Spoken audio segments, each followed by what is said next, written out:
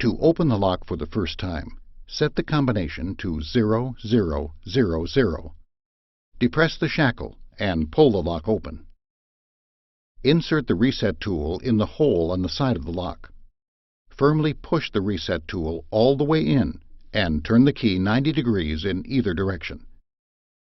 The key will automatically stay in the reset position. Set the wheels to the desired combination. As an example, we'll choose 1, 2, 3, 4.